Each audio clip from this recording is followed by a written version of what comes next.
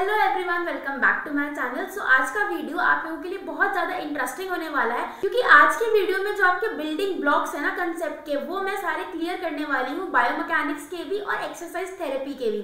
ये कुछ ऐसे फंडामेंटल कंसेप्ट मैं आपको इस वीडियो में बताने वाली हूँ कि अगर एक बार आपको समझ आ गए ना, तो चाहे मैं आपको कोई सा भी पेशेंट ला के दे दूँ, आप उसका रिहैबिलिटेशन बहुत अच्छे से प्लान आउट कर पाओगे। आज हम पढ़ने वाले हैं about the centre of gravity, line of gravity, base of support and the clinical applications in a physiotherapy treatment. तो बिल्कुल आराम से अपने दिमाग को बिल्कुल रिलैक्स करके शांति से इस वीडियो को शुरू से लेके आखिर तक देखना, ताकि आपका भी जो बेसिक कंसेप्ट है, जो बिल्डिंग ब्लॉक है ना, बिल्कुल ये अच्छे से क्लियर हो जाए। और अगर ये वीडियो से आपको इन्फॉर्मेशन सीखने को मिली हो, ये कंसेप्ट आपका क्लियर हुआ हो, तो मेरे चैनल को जरूर सब्सक्राइब कर देना। और इस वीडियो में अपने जो कमेंट्स हैं इस वीडियो से रिलेटेड, वो सारे भी मुझे कमेंट्स में जरूर बताना। चलो सबसे पहले समझते हैं सेंटर ऑफ ग्रेविटी को, कि जो सेंटर ऑफ ग्रेविटी है ये क्या होता है।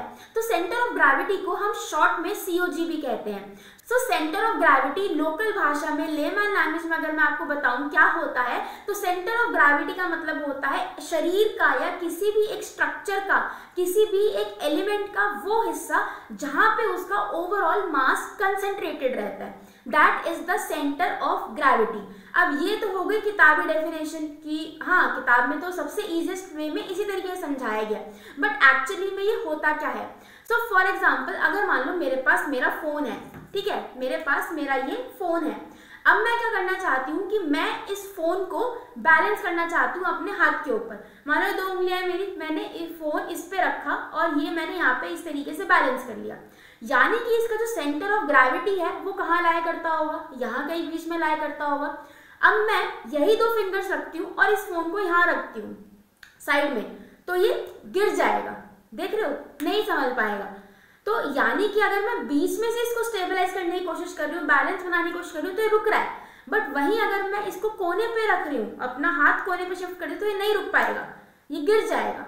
ठीक है, सो ये क्या हुआ, सेंटर ऑफ ग्रेविटी। यानी कि सेंटर ऑफ ग्रेविटी आपको किसी भी ऑब्जेक्ट का निकालना हो ना, तो आप ये एनालाइज करने की कोशिश करो कि वो जो ऑब्जेक्ट है, अगर मैं उसको बैलेंस करना चाहूँ तो वो कौन से वाले पॉइंट पे बैलेंस होगा। ठीक है, अब ये तो हुई एक सिंपल ऑब्जेक्ट की बात। अब हमारी जो बॉडी है उसका भी एक सेंटर ऑफ ग्रेविटी होता है। सो हमारी बॉडी का जो सेंटर ऑफ ग्रेविटी है उसकी भी एक पर्टिकुलर पोजीशन डिफाइन करी गई है। सो अगर हम बिल्कुल एनाटॉमिकल पोजीशन में खड़े रहते हैं, तो जो हमारा सेंटर ऑफ ग्रेविटी है वो कहाँ लाया करेगा, इन दी सेकंड सेक्रल वर्टिब्रे। यानी कि जो सेकंड सेक्रल वर्टिब्रे वाला पार्ट है ना, वो हमारा बैलेंसिंग पॉइंट है, वहां पे हमारा सीओजी प्रेजेंट रहता है। अब इस कंसेप्ट को ना मैं थोड़ा और डीप में आपको जाके समझाती हूँ कि हम सेंटर ऑफ ग्रेविटी कैलकुलेट कैसे करते हैं। अगर क्वेश्चन में आपसे वाइवा में भी, क्योंकि ना क्वेश्चन पूछ लिया जाता है। फॉर एग्जांपल, मेरे पास यहाँ पे ये 2 बुक्स हैं। अब अगर मैं एक इंडिविजुअल बुक का एग्जांपल लेती हूँ, तो आप कहोगे इसका जो सेंटर ऑफ ग्रेविटी है वो बीच में आएगा, क्योंकि यहीं से हम इसको बैलेंस कर रहे हैं। और ये दूसरी बुक है, इसके साथ भी ऐसा ही होगा, इसका भी जो सेंटर ऑफ ग्रेविटी है वो यहाँ बीच में ही आएगा, राइट। बट अगर अब मैं बोलूं कि भाई आपके पास ये दोनों बुक्स हैं और इन दोनों बुक्स का सेंटर ऑफ ग्रेविटी मुझे निकाल के बताओ, तो आप क्या कहोगे कि नहीं, इनका इसका ये है, इसका ये है। बट अगर मुझे इन दोनों बुक्स को बैलेंस करना है, तो मैं इनको यहाँ बीच से ही पकड़ूंगी। ठीक है, अगर ये दोनों बुक्स जुड़ी हुई होती हैं डिफरेंट तरीके से, तो इनका जो सेंटर ऑफ ग्रेविटी है वो कहाँ आएगा, यहाँ आ गया। यानी कि इसका इंडिविजुअल सीओजी और इसका इंडिविजुअल सीओजी है वो खत्म हो गया। क्यों? क्योंकि अब अगर मुझे अब इन दोनों को बैलेंस करना है, तो इन दोनों का मुझे एक सीओजी निकालना पड़ेगा। ठीक है, इसलिए जो हमारी बॉडी भी है ना, बॉडी में भी डिफरेंट सेगमेंट्स हैं। हमारी अपर बॉडी है, लोअर बॉडी है, एब्डोमेन है, हेड है, मतलब बहुत सारे एलिमेंट्स हैं। तो इन्हीं सबको निकाल के, देख के, एनालाइज करके, क्योंकि हर सेगमेंट का अलग अलग सीओजी है ना। अब अगर मेरा हाथ है, तो जो अपर आर्म है ह्यूमरस वाला, उसका सीओजी कहीं यहाँ आएगा। ये लोअर आर्म है मेरा, फोर आर्म है, इसका सीओजी कहीं यहाँ आएगा। हैंड का सीओजी कहीं यहाँ आएगा। तो इन तीनों का मिला के सीओजी एक बनेगा। ऐसे ही हमारी डिफरेंट बॉडी के पार्ट्स का सीओजी कैलकुलेट किया गया और फिर ये बताया गया कि अगर इंडिविजुअल एनाटॉमिकल पोजीशन में रहता है, तो उसका सीओजी कहाँ कोइंसाइड करता है, आपकी सेक्रम की सेकंड वर्टिब्रा के ऊपर। ये कब की बात हो रही है, जब हम एनाटॉमिकल पोजीशन की बात कर रहे हैं। ठीक है, बट अब अगर मान लो मैं कोई दूसरा पोस्चर अटेन कर लेती हूँ, ठीक है, मैं बैठ जाती हूँ या मैं मैं खड़ी हो जाती हूँ, फिर मैं चलने लग जाती हूँ, तो जो मेरा COG है ना वो भी वेरी करता रहेगा। क्यों? क्योंकि हम हमेशा 24 घंटे एनाटॉमिकल पोजीशन में तो बैठे नहीं रहते हैं, हम डिफरेंट पोजीशंस अटेन करते हैं, है ना। तो इसलिए जो हमारा COG है वो भी चेंज होता रहता है, क्योंकि हमारी जो बॉडी की पोजीशन है ना वो भी चेंज हो रही है। ठीक है, इस बात को ऐसे समझो कि जो COG है, जब हम बिल्कुल अटेंशन वाले पोजीशन में खड़े रहेंगे, ठीक है, एनाटॉमिकल पोजीशन में, तो कैसा रहेगा? सेकंड सेक्रम वर्टिब्रे पे। बट जैसे ही हमने थोड़ी उछल कूद करी, थोड़ा अपना पोस्चर बिगाड़ा, तो जो हमारा COG है वो भी ऊपर नीचे होने लग जाता है। सो ये एक इंपॉर्टेंट पॉइंट है जो आपको यहाँ पे याद करने की जरूरत है। आई होप आपको ये समझ आ गई होगी अब चीज। अभी सेंटर ऑफ ग्रेविटी में एक और भी ट्विस्ट है। अब सेंटर ऑफ ग्रेविटी अगर मैं मेल्स का और फीमेल्स का कंपेयर करूं, तो बताओ सेंटर ऑफ ग्रेविटी किसका अपर वाले पोजीशन में ज्यादा होगा और किसका लोअर में ज्यादा होगा? सोचो, थोड़ा दिमाग लगाओ। मेल और फीमेल में जो आपका COG है वो वेरी करता है, राइट। अब देखो क्या मतलब होता है इस बात का, इस स्टेटमेंट का कंफ्यूज हो गए होगे आप, ठीक है। सो हमने क्या बोला कि जहां पे आपका पूरी बॉडी का मास कंसंट्रेटेड है वो है आपका COG, और वो कैसे निकाला? आपके बॉडी के डिफरेंट एलिमेंट्स का COG कैलकुलेट करके। अब एक बेसिक सी बात समझो कि जो मेल्स हैं उनका जो COG है वो रिलेटिवली थोड़ा लोअर रहता है एज कंपेयर टू फीमेल्स। क्यों? क्योंकि फीमेल्स का जो अपर बॉडी रहती है उनमें जो फैट है या वेट है वो ज्यादा रहता है as compared to males, right. So ये एक रीजन रहता है कि जो फीमेल्स हैं उनका COG कंपैरेटिवली थोड़ा अपर साइड पे होता है, क्योंकि COG की ये खास बात होती है कि जिस तरफ ज्यादा वेट होगा वो उस तरफ शिफ्ट हो जाता है। इसका मैं एग्जांपल देती हूँ। फॉर एग्जांपल ये फोन है मेरे पास और ये 2 बुक्स है मेरे पास। अब इन दोनों बुक्स का अगर मैं कंपैरेटिवली COG देखूं तो कहाँ आएगा? यहाँ बीच में आएगा। बट वहीं अगर मैं यहाँ पे एक फोन रख देती हूँ और यहाँ पे मैं अपना हाथ भी रख देती हूँ, तो अब इस तरफ वजन ज्यादा हो गया है ना, तो इसका जो COG है वो थोड़ा शिफ्ट हो जाएगा किधर की तरफ? जिस तरफ मैंने ज्यादा वजन रखा है, क्योंकि अब यहाँ पे बैलेंस करने की जरूरत है, ठीक है। सो इस तरीके से भी ना जो आपका COG है वो चेंज होता रहता है। आप चल रहे हो, ठीक है, और आपने हाथ में बहुत सारी बुक्स उठा रखी है एक तरफ, या फिर आपने किसी छोटे बच्चे को उठा रखा है अपने हाथ में गोदी में, ठीक है, तो जो आपका COG है ना वो उसी की तरफ शिफ्ट हो जाएगा, क्योंकि आपका जो बैलेंस है अब वो आपका बॉडी का पार्ट बन गया। बुक्स उठा के चल रहे हो वो आपका बॉडी का पार्ट बन गई है। सो इसलिए जो COG है वो शिफ्ट होता रहता है, वेरी होता रहता है। पर एनाटॉमिकल पोजीशन में क्या याद रखना है कि वो सेकंड सेक्रल वर्टिब्रे पे आके लगता है और वहीं रहता है वो, ठीक है। अब जो दूसरी टर्म आती है यहाँ पे वो होता है LOG, यानी कि लाइन ऑफ ग्रेविटी।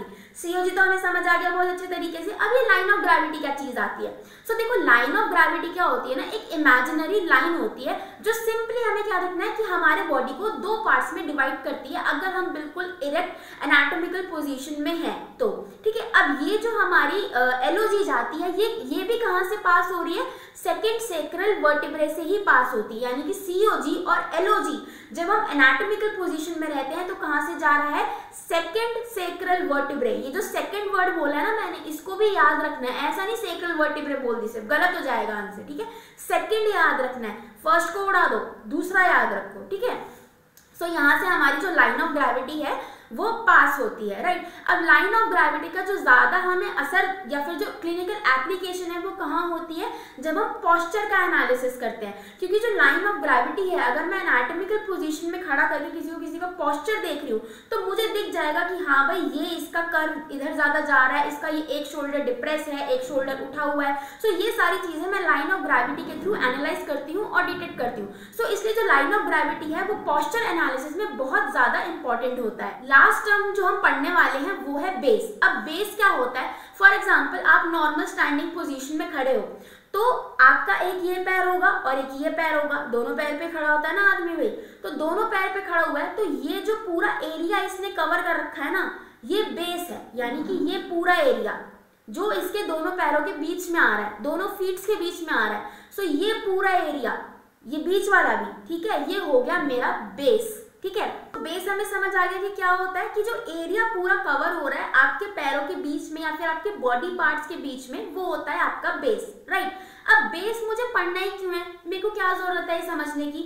सो इसका देखो हमें क्लिनिकल एप्लीकेशन में भी यूज होता है। सबसे पहले अगर आप खड़े हुए हो, आप स्टैंडिंग पोजीशन में हो, तो जो आपका बेस है ना वो आपको पता चल गया क्या है। सो जो आपका बेस है ना वो रिलेटेड होता है आपके बैलेंस से, आपके इक्विलिब्रियम से। जितना ज्यादा आपका बेस का एरिया होगा उतनी ही ज्यादा आपकी स्टेबिलिटी होगी, यानी कि जो बेस का एरिया है it is directly proportional to your stability, to your equilibrium, to your balance. आपने देखा होगा जब आप बैठे होते हो तो आप ज्यादा स्टेबल होते हो, और अगर आप लेटे हुए होते हो तो आपको गिरने का कोई डर ही नहीं होता, आपका बैलेंस बिल्कुल बढ़िया रहता है। बैठ जाते हो तो थोड़ा कम हो जाता है, और खड़े हो जाते हो तो और कम हो जाता है। उसमें भी अगर मैं आपको बोलूं कि आपको सिर्फ एक पैर के ऊपर खड़ा रहना है तो आपका जो बेस है वो और कम हो गया, यानी कि आपके जो गिरने के चांसेस हैं वो बढ़ गए।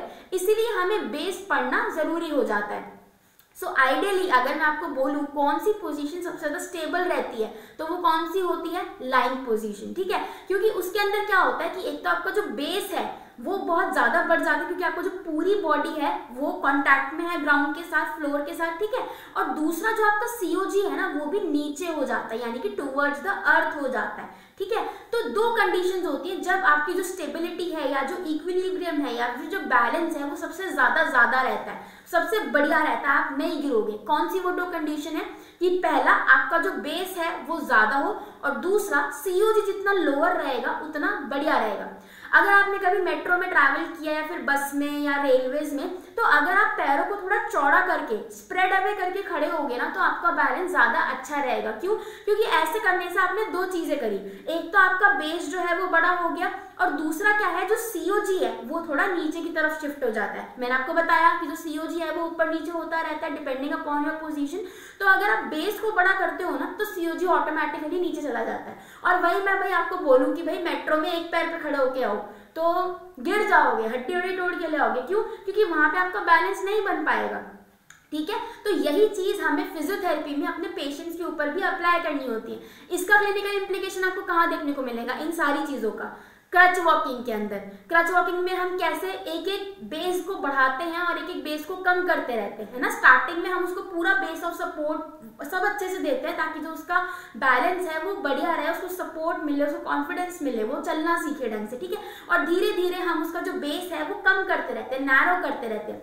यही चीज आपको फ्रेंकल एक्सरसाइजेस में भी देखने को मिलेगी, ठीक है। आपने बैलेंस के लिए हम एक्सरसाइजेस देते हैं, दैट इज फ्रेंकल एक्सरसाइजेस, ठीक है। और भी बहुत सारी एक्सरसाइजेस होती हैं। सो इनका जो बेसिक कंसेप्ट है, जो बेसिक फंडा है वो यही है, base of support, COG, LOG and base. So अगर आपको यही नहीं पता होगा तो आप कैसे एक इफेक्टिव प्लान डिजाइन कर पाओगे पेशेंट्स के लिए। सो ये चीज आपको जानना बहुत जरूरी है, एंड आई थिंक इससे आपके काफी सारे कंसेप्ट भी क्लियर हो गए होंगे। सो अगर ये वीडियो आपको अच्छा लगा हो, इन्फॉर्मेटिव लगा हो, तो जल्दी से इस वीडियो को लाइक कर देना और कमेंट्स में भी मुझे बताना कि आपको ये वीडियो कैसा लगा।